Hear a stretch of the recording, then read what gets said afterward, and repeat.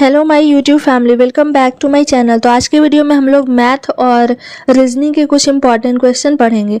First question दिया गया कि एक पहिए का व्यास क्या है 84 सेंटीमीटर है, तो 16 चक्कर में पहिया कितनी दूरी तय करता है। कितनी दूरी तय करता है ये हमें बताना है। तो मान लेते हैं कि ये एक पहिया है, ठीक है, जिसका आपका त्रिज्या व्यास दिया गया है कितना है 84 है। तो जब व्यास दिया गया है तो हम लोग यहाँ से रेडियस निकाल सकते हैं। रेडियस इक्वल टू क्या होता है d/2। अब ये d का वैल्यू कितना दिया गया है, तो d का वैल्यू है 84। तो 84 बाई क्या कर देंगे 2 कर देंगे, क्या आ जाएगा 42। ठीक है, यहाँ से हमारा रेडियस क्या आया 42 सेंटीमीटर आ गया। तो 16 चक्कर, तो ये जो इसका हम लोग रेडियस निकालनी है, रेडियस कितना आ रहा है 42 सेंटीमीटर आ रहा है। क्वेश्चन समझिएगा काफ़ी इजी है। 42 सेंटीमीटर है तो कह रहा है कि 16 चक्कर, यानी कि इसकी जो परिधि चक्कर है, जो चक्कर लगा रहा है वो क्या हो जाएगा, इसकी परिधि हो जाएगी। तो इसकी परिधि को अगर, यानी कि ये इस टाइप का आपका कितना दिया गया है, ऐसा ही पहिया 16 है। तो जब एक की परिधि को हम लोग निकाल सकते हैं, एक की दूरी कितना है, ये दूरी ही पूछ रहा है ना कि एक चक्कर लगाने में कितना, 16 चक्कर लगाने में। तो एक चक्कर का जब हम निकाल सकते हैं तो एक चक्कर का निकालने के बाद क्या कर देंगे इंटू 16 कर देंगे, तो हमारा आंसर आ जाएगा। अब इसका हम लोग क्या निकाल लिए हैं, त्रिज्या निकाल चुके हैं ऑलरेडी 42 सेंटीमीटर। तो जो ये डिस्टेंस को कवर करेगा तो वही उसका क्या होगा, परिधि हो जाएगा। तो हम लोग सबसे पहले देखते हैं, देखिए एक सेट होता है, इसे आप लोग याद कर लीजिएगा। इस जगह पे लिख देते हैं कि आर का क्या हो गया रेडियस, सी और ए। सी से क्या हो गया आपका सर्कमस्टांसेस यानी कि परिधि, और एरिया। तो इसका सेट होता है 7, 44 और 154। अगर आप इसे याद रखिएगा तो काफ़ी हेल्पफुल रहेगा। ठीक है, 7, 44, 154। अब यहाँ देखिए कि रेडियस 7 है हमारा, और इस जगह पे रेडियस क्या आया है 42 आया है। ठीक है, यहाँ जो हम लोग रेडियस निकाले हैं वो 42 है।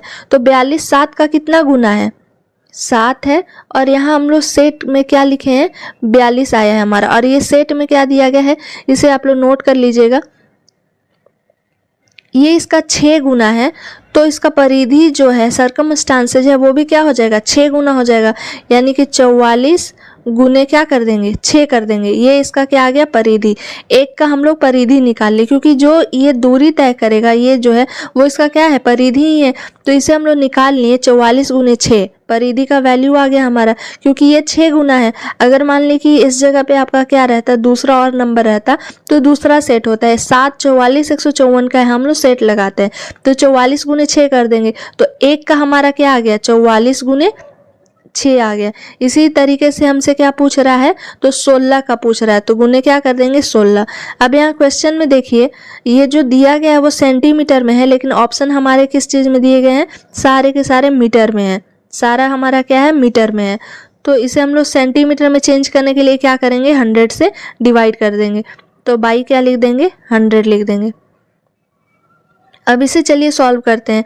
अब इसे मल्टीप्लाई करने में बहुत ज़्यादा टाइम लगेगा, तो हम लोग पहले ऑप्शन को चेक करते हैं। 44 गुने 6 गुने 16 आ रहा है, तो हम लोग यहाँ लिख लेते हैं 44 गुने 6 गुने 16 बटा क्या था 100 आ रहा है। अब क्वेश्चन में देखिए सारे वंस डिजिट जो है वो अलग अलग, यहाँ 4 है, यहाँ 2 है, यहाँ 8 है, और यहाँ भी 8 दिया गया है।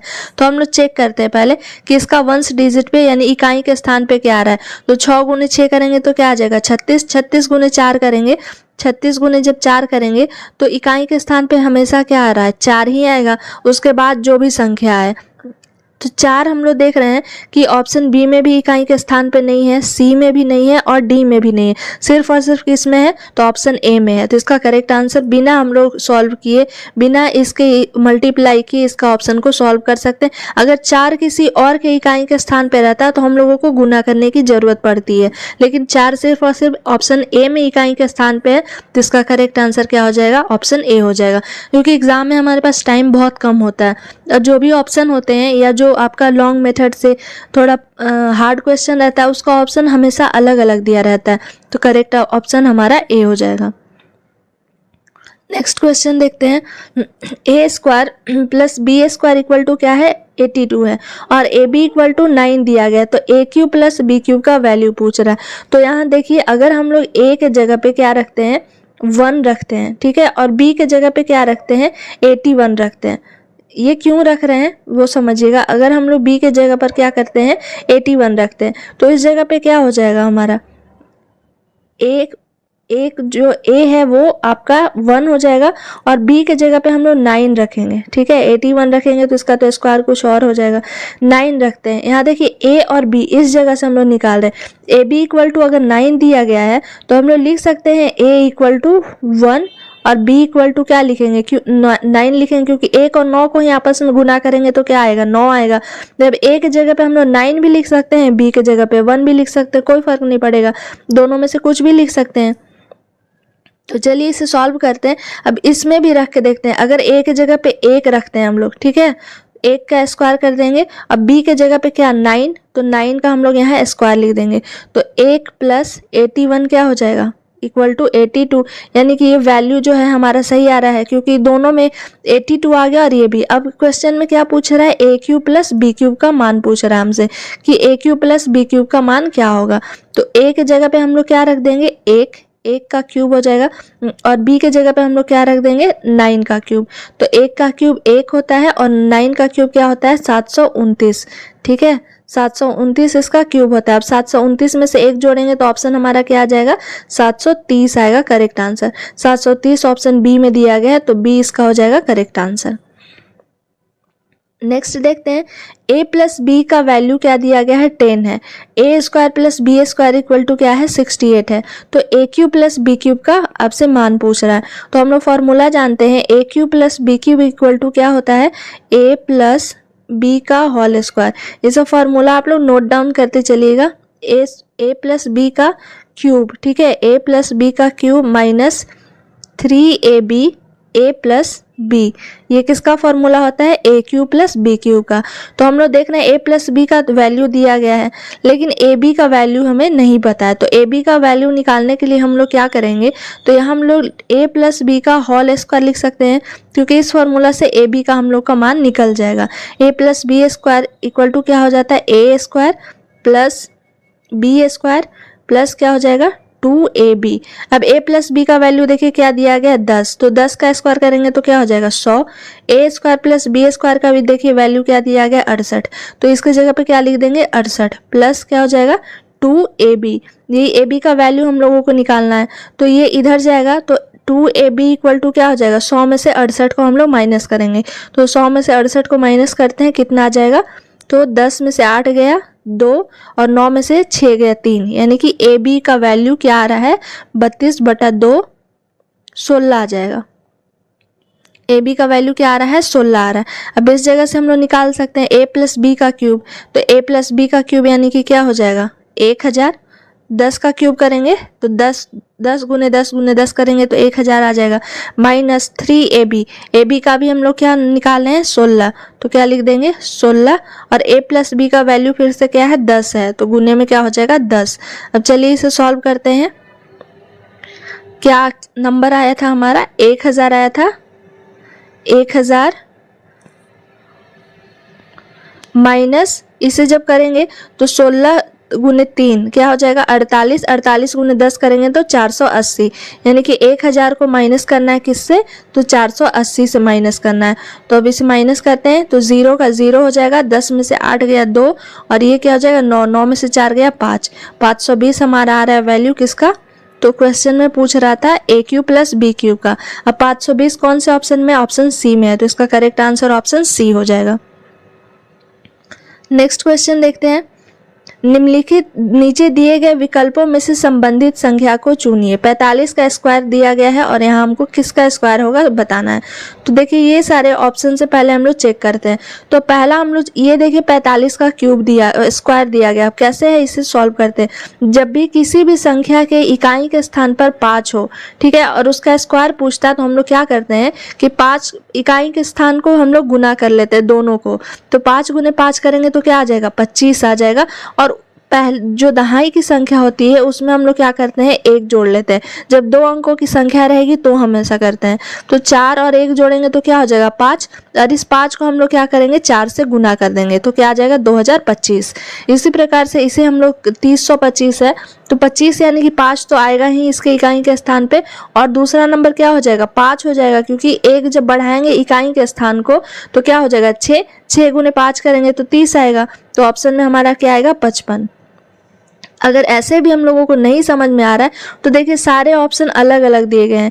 जब भी 5 है इकाई के स्थान पे तो उसके इकाई के स्थान पे हमेशा 5 ही आएगा, क्योंकि 5 गुने 5 गुने 5 जितना भी टाइम्स करेंगे उसके इकाई के स्थान पे हमारा हमेशा 5 आएगा। तो इकाई के स्थान पे किस ऑप्शन ए में ही सिर्फ हमारा दिया गया है, तो इसका करेक्ट आंसर ऑप्शन ए हो जाएगा। 8 है तो 8 का कितना भी क्यूब करेंगे, स्क्वायर करेंगे, 4 बार 5 बार जो भी हम लोग गुना करेंगे वो कभी भी 5 नहीं आएगा। तो ये भी गलत हो गया, ये भी हमारा गलत हो गया, ये भी गलत हो गया। तो ऑप्शन ए, इसे हम लोग 2 मेथड से सॉल्व कर सकते हैं। तो करेक्ट आंसर इसका क्या हो जाएगा ऑप्शन ए हो जाएगा। नेक्स्ट देखिए दिया गया है निम्नलिखित दी गई आकृति में प्रश्नवाचक चिन्ह के स्थान पर कौन सी उपयुक्त संख्या होगी। अब यहाँ 4 है, 16 है, 9 है और 16 है। ठीक है, तो इसे हम लोग क्या करेंगे कि इसका इस खाली स्थान को हम लोगों को देखना है कि कौन सा नंबर आएगा। तो इसमें हम लोगों को क्या दिया गया, इसको अगर हम लोग जोड़ेंगे माइनस करेंगे तो नहीं आएगा। तो ये स्क्वायर जो है सारे नंबर जो बाहर के दिए गए हैं उसमें हम लोग रूट को चढ़ा देंगे। ठीक है, तो √4 कर देंगे यहाँ, इसे भी क्या कर देंगे √64, ये √9 और ये रूट क्या कर देंगे 16 कर देंगे। जब √4 का करेंगे तो क्या आ जाएगा 2, 8 का करेंगे तो 64 का क्या आएगा 8, 9 का क्या आ जाएगा 3 और 16 का क्या आ जाएगा 4। अब इन चारों डिजिट को हम लोग नंबर को क्या करेंगे आपस में जोड़ देते हैं। जोड़ने के बाद क्या आता है हमारा, तो 2 8 10, 10 3 13, 13 और 4 क्या आया 17, 17 यहाँ इस जगह दिया गया है। अब इसमें भी देखते हैं यही पैटर्न हमारा अप्लाई होता है कि नहीं। तो ये इसमें भी रूट चढ़ा देंगे, सारे नंबर पे क्या करेंगे हम लोग रूट चढ़ा देंगे। तो 36 का क्या हो जाएगा 6 हो जाएगा, प्लस √1 है तो 1 का क्या होता है 1 ही होता है।